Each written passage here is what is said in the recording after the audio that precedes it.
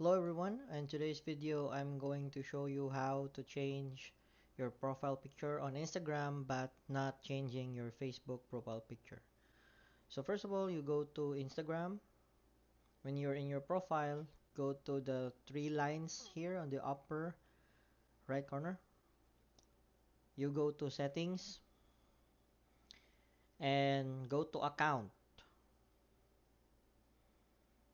Scroll down, sharing to other apps.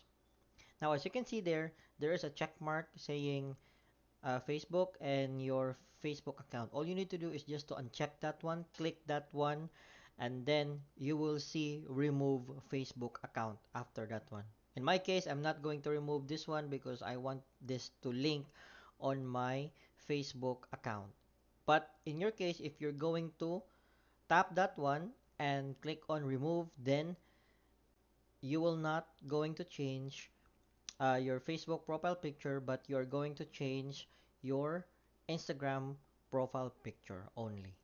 So I wish this helps. Thank you so much for watching. Bye.